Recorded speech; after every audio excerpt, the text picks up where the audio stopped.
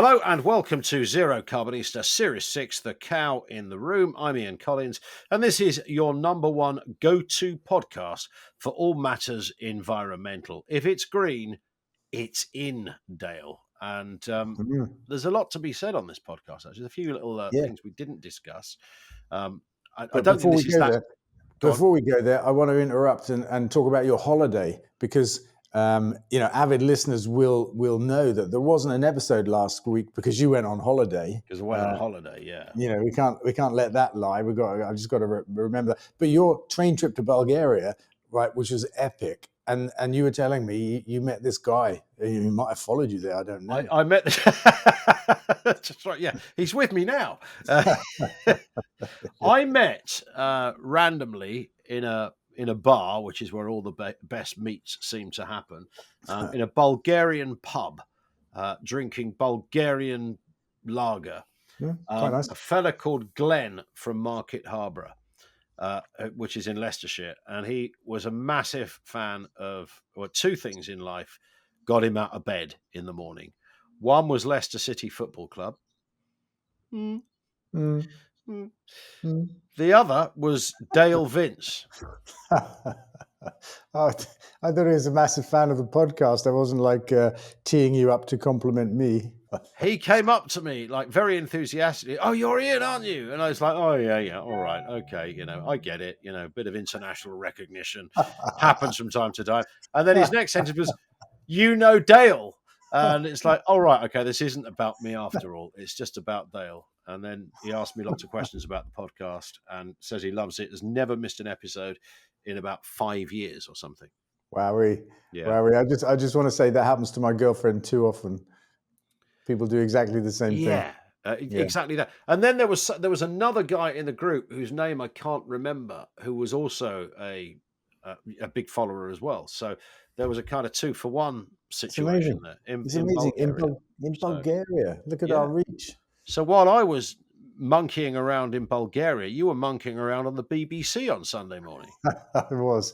I think you got the best of the deal. Although, it wasn't a bad shout. Maybe. I was on there with Holly and a fella called Malcolm, who's an academic, actually. And I think everything he had to say was rather academic. At one point, he told me I was living in a fantasy if I thought that we could run the country on 100% green energy. And so I pointed out that the national grid, whose job it is to keep the lights on every hour of the day and the year, they say we can run the country entirely on 100% green energy. And I said, I don't think it really matters what Malcolm's opinion is in that case. Who was he? He was an academic, literally and metaphorically. He was just academic. He was from some university somewhere. Do we know his name, this fella? Malcolm. His name's Malcolm. Of course it is. Yeah. And, it's like, come on. The national grid Malcolm the academic. He never said anything to that. I think he was probably gobsmacked. He'd never heard that before. He's busy telling me about the problems they have in Australia and what's wrong in Denmark and all this kind of stuff. And it's like, hey, Malcolm, knock, knock. National grid say we can do this. And he was quiet. And then he was like touting nuclear power, how it's clean and cheap. I'm like falling off the chair at this point, saying, now who's living in a fantasy world? And then I apologize for interrupting him. Yeah. But I got to land a really important point, because he made this emerging right-wing point that green energy is driving up our bills. It's becoming quite prevalent.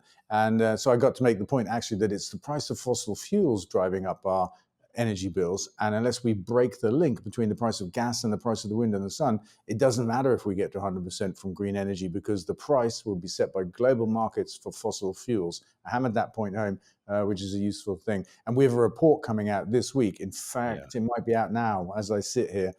It's our latest version of Breaking the Link. And it shows in 2023, the link between the price of gas and the price of wind and sun cost us £43 billion added to our energy bills. No, seriously. Because of the way it's priced. Yeah, because we drive up the price of all other electricity to match the global price of gas. Even gas made here gets driven up to the global price.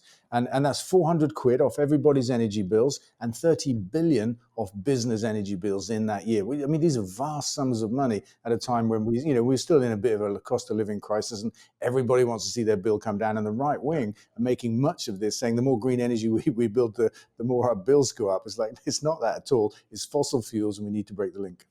Well, there is a link to this story in that case. Good. Drill, baby, drill, all round dodgepot and twat. Donald Trump has found himself right in the news because oil prices were affected by his Liberation Day. And then, of course, he did some really weird shit with tariffs as well. So, all in all, we've got a right wing nut feature and a big news story. Yeah, because we were casting around earlier saying, who can we make right wing nut? Because like we seem surrounded by them at the moment, drowning in right wing nuts. Everywhere Yeah. you look, something nutty and right wing is being said or done. But Trump steals the biscuit with this because the king of drill, baby drill, has actually killed the U.S. Fracking shale industry. The price of oil has dropped to a point where they say they're going to have to turn their rigs off and stop drilling, which I Yeah. think is brilliant. I mean, Trump, well Yeah. done, man. I like the idea, the image of some old, deep, hardened right wing Republican in a rocking chair on a veranda, simply saying, "Looks like we got to turn on the windmills." Because you can imagine that is clearly you say that sentence in some parts of the United States, they go nuts. But frankly, this might be the lesson they needed. I mean, what a brilliant thing. I mean, his tariff intervention, war on the world, has been apparently random and definitely reckless, Yeah, and with ever escalating numbers and all of this kind of stuff. But there have been several consequences off the back of that are really a joy to behold, and sure. driving down the price of oil to the point where they can't frack for gas in the US at the moment. It's just brilliant. So Yeah. right wing nut of the century, this one. Yeah, well, he's just going to keep coming up every Yes. week, isn't he? Yeah, So yes. I think we should not apologise for a repeat nominee on this this well looked at feature on a weekly basis. We have got this episode, of course, is called "The Cow in the Room," or this series is called "The Cow in the Room" for good reason. Regular listeners and viewers will know why. A bunch of stories here that are all related to. Animal husbandry and the whole eco crisis that goes with it. And this one is about a reverse in, is it called zoonosis? It is. It is indeed. And I mean, these three stories are all about the same thing, essentially factory farming. Yeah, And factory farming was the root cause of the recent pandemic we had, the coronavirus pandemic. And yeah, there are about 40 zoonotic diseases known to us in the world, and three-quarters of them come from factory farming okay. because it's such an unsanitary place with animals crammed in unnaturally close together. It's a breeding ground for everything. But this reverse zoonosis, sorry, I should explain. Maybe I haven't done that yet. Zoonosis is where a disease passes from animals to humans. Yeah. Reverse zoonosis, never been seen before in our country. We unearthed it, and the story gained quite some traction, actually. A guy gave flu to a pig. I think it was a casual encounter. I don't think it was anything I anything was we going to should say, be. where is this feature going now? That's right.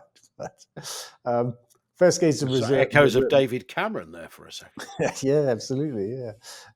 And it's a kind of further scary thing about factory farming and our relationship with animals. They can Yeah, give us some bad shit, and we can give them some bad sure. shit.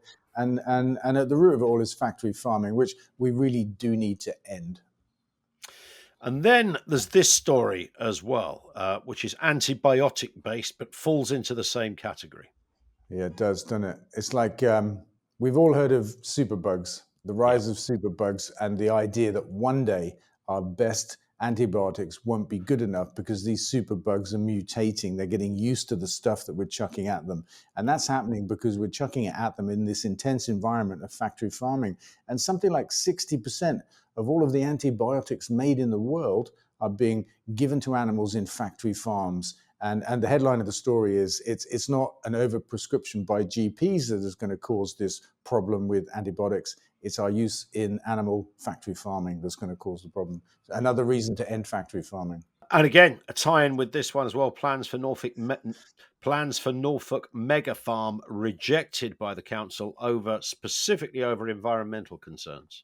Yeah, I mean, so this is a great example of a factory farm that's being stillborn. Let's say it's not getting off the ground. It can take nearly 1 million chickens by design. That was their plan, and some huge number of pigs as well. And I think it's a good thing. It's about time that Mm. these projects failed at the planning stage. I think.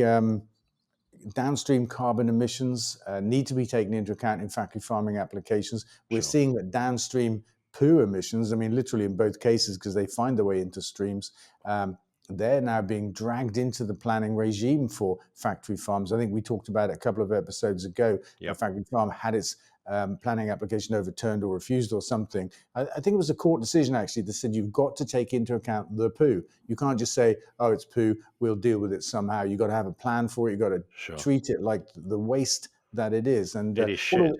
It's shit. Yeah, it's bad. It's bad for the environment. So all of these things are impinging on the ability of new factory farms to be built, which has to be a good thing. Here's a question that ties in with all of this. Chris Cole on LinkedIn, obviously been reading the news this week, says, so your energy team are now zoological specialists as well. Well, you weren't claiming that.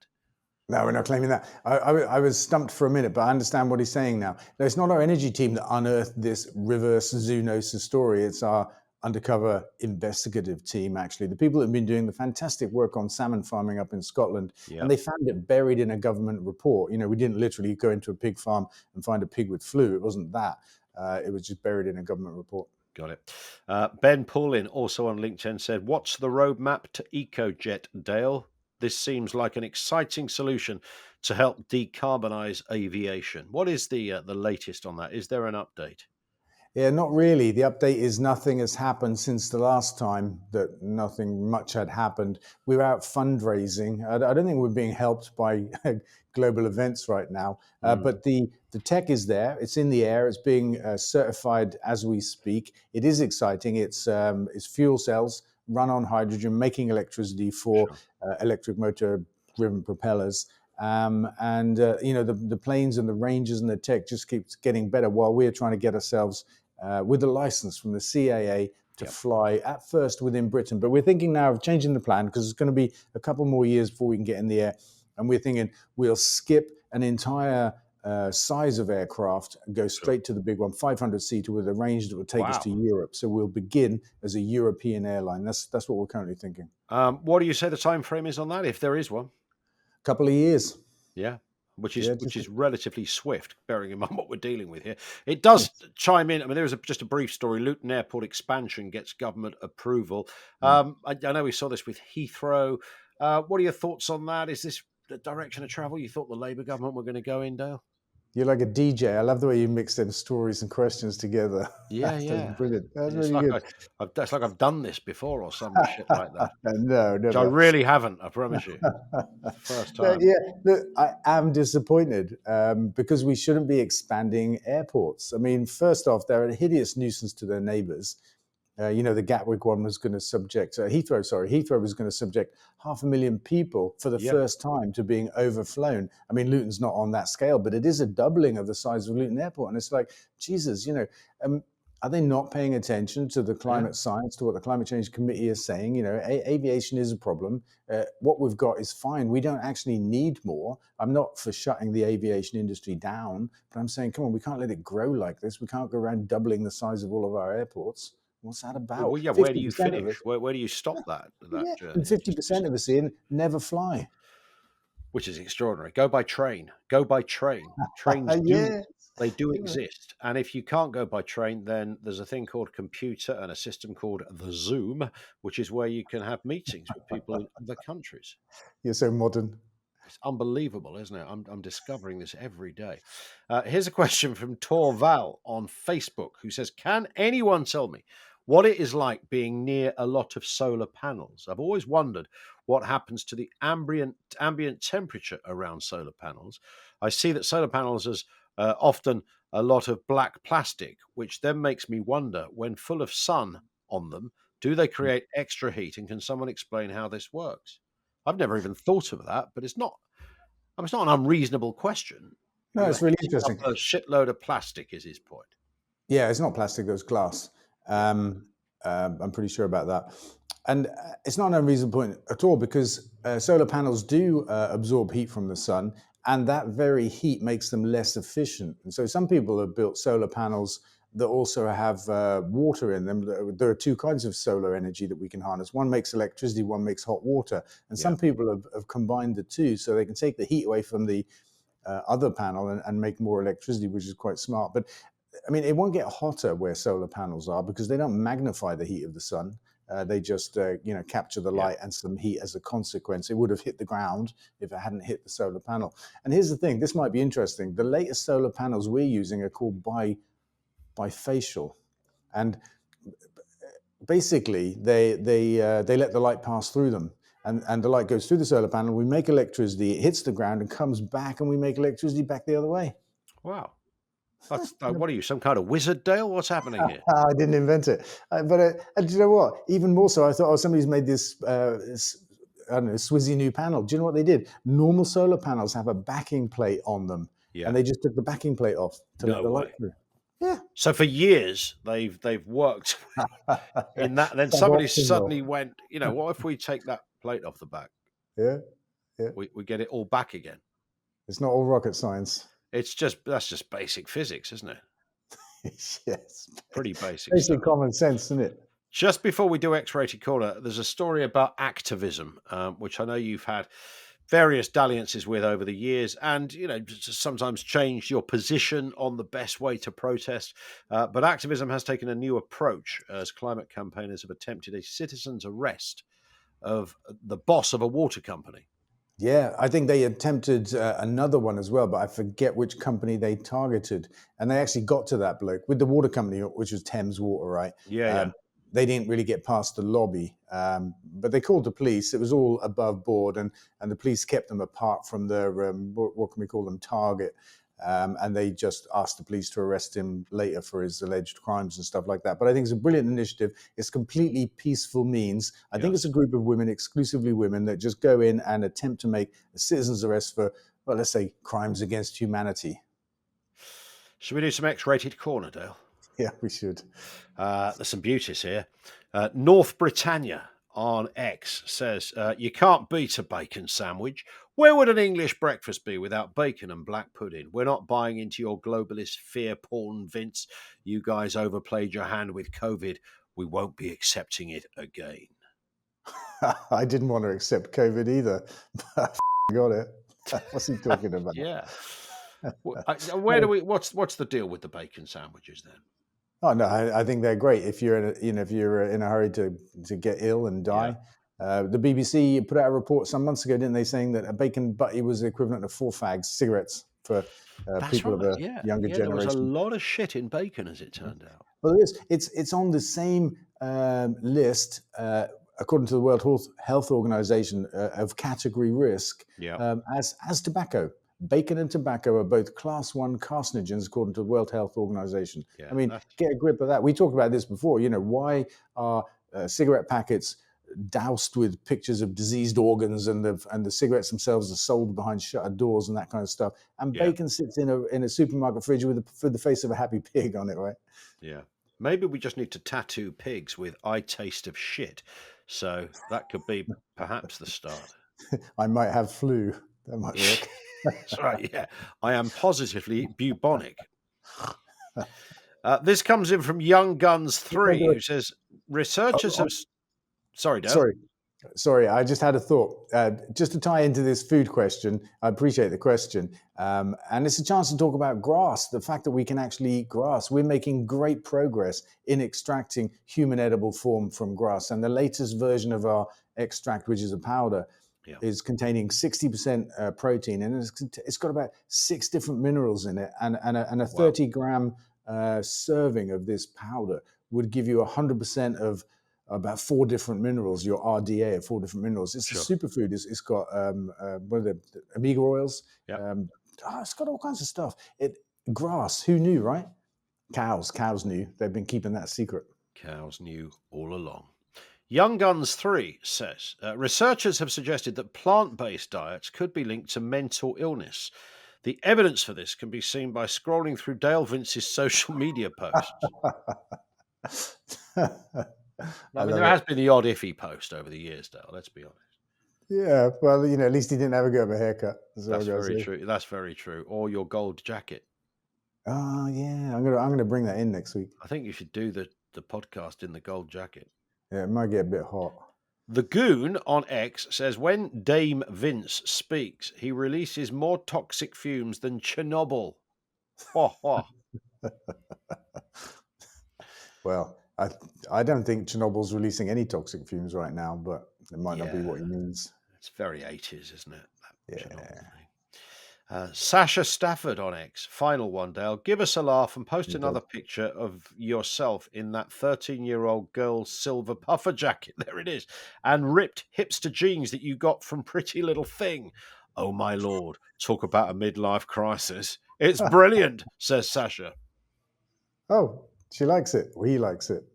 They Yeah, like it. I think it was. Yeah, I'm not sure whether that was a compliment or not, but It said brilliant at the end, so maybe that was irony, but yeah, it could be. But you know, you always have the look of a guy that when you read this stuff, even in criticism, what's the phrase? As my old Nam used to say, couldn't give a shit. I So was going to yeah, say, I I mean, was I going to think say, that's the way to approach this.